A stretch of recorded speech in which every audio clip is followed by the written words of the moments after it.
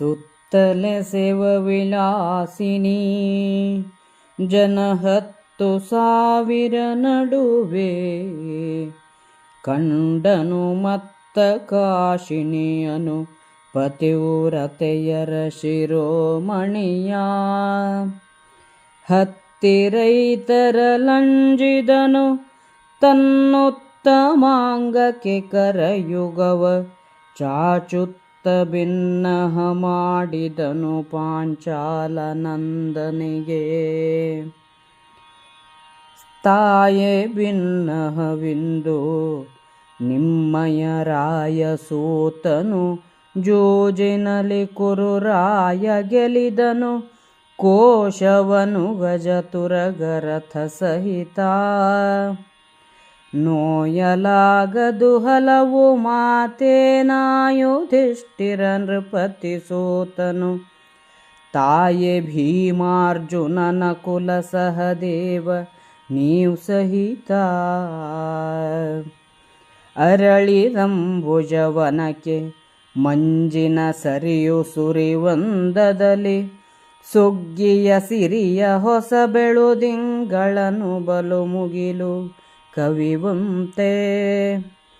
ಚರಣ ಭಿನ್ನಹ ಕರಸಿ ಮೊದಲಾಗಿರೆ ಸಮಸ್ತ ಸಖಿ ಜನದ ಮುಖ ಸರಸಿರುಹ ಬಾಡಿದವು ಮುಸುಕಿತು ಮೌನಮಯ ಜಲಧಿ.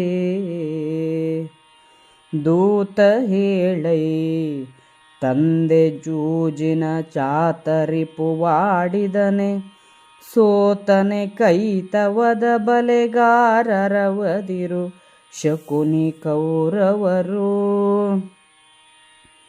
ದ್ಯೂತದಲ್ಲಿ ಮುನ್ನೇನನೊಡ್ಡಿದ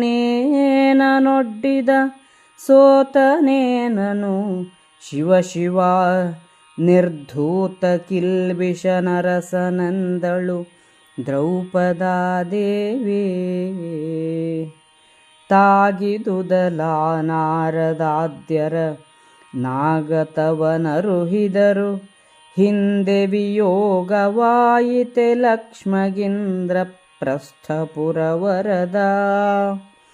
ಹೋಗಲದು ಮುನ್ನೇನನೊಡ್ಡಿದ ನೀಗಿದನು ಗಡತನ್ನನೆಂತಿದರಾಗು ಹೋಗೇನೆಂದು ನುಡಿದಳು ಪ್ರಾತಿಕಾಮಿಕನ. 10,000 ಸ್ತ್ರೀಯರ ನಡುವೆ ಅತ್ಯುತ್ತಮಳೂ ಪತಿವ್ರತಾ ಶಿರೋಮಣಿಯೂ ಆದ ದ್ರೌಪದಿಯನ್ನು ಪ್ರಾತಿಕಾಮಿಕನು ನೋಡಿದನು. ಅವಳ ಬಳಿಗೆ ಹೋಗಲಂಜಿ ಕೈಗಳೆರಡನ್ನೂ ಹಣೆಗೆ ಚಾಚಿ ಈ ರೀತಿಯಾಗಿ ಬಿನ್ನವಿಸಿದನು.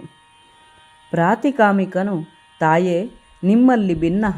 ಯುಧಿಷ್ಠಿರನು ಈ ದಿನ ಜೂಜಿನಲ್ಲಿ ಸೋತನು, ದುರ್ಯೋಧನನು ಗೆದ್ದನು. ಇಂದ್ರಪ್ರಸ್ಥ ರಾಜ್ಯದ ಕೋಶ ಚತುರಂಗ ಸೈನ್ಯವೆಲ್ಲವೂ ಕೌರವನ ನಾಶವಾಯಿತು. ನೀವು ಮನಸ್ಸಿನಲ್ಲಿ ನೊಂದುಕೊಳ್ಳಬೇಡಿರಿ. ಹೆಚ್ಚಿಗೆ ಹೇಳುವುದೇನು? ಭೀಮಾರ್ಜುನ ನಕುಲ ಸಹದೇವರನ್ನೂ ನಿಮ್ಮನ್ನೂ ಜೂಜಿನಲ್ಲಿ ಸೋತನು ಎಂದು ಹೇಳಿದನು. ಅರಳಿದ ಕಮಲಗಳ ವನದ ಮೇಲೆ ಮಂಜಿನ ಮಳೆಯು ಸುರಿಯುವಂತೆ, ಸುಗ್ಗಿಯ ಕಾಲದ ಬೆಳುದಿಂಗಳನ್ನು ಮೋಡವು ಕವಿಯುವಂತೆ ಪ್ರಾತಿಕಾಮಿಕನ ಮಾತುಗಳು ಸಭೆಯನ್ನು ಮುಸುಕಿದವು. ದ್ರೌಪದಿಯ ಅವಳ ಸಖಿಯರ ಮುಖಗಳು ಬಾಡಿದವು.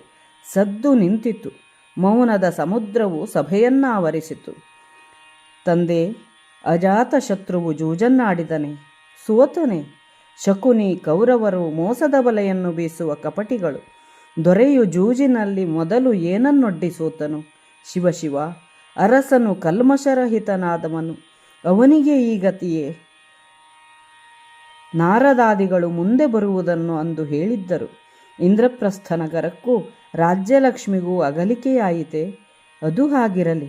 ರಾಜನು ಏನನ್ನು ಮೊದಲು ಒಡ್ಡಿ ಸೋತು ನಂತರ ತನ್ನನ್ನು ಸೋತನು ಎನ್ನುವುದನ್ನು ಹೇಳು ಎಂದು ಪ್ರಾತಿಕಾಮಿಕನನ್ನು ಕೇಳಿದಳು.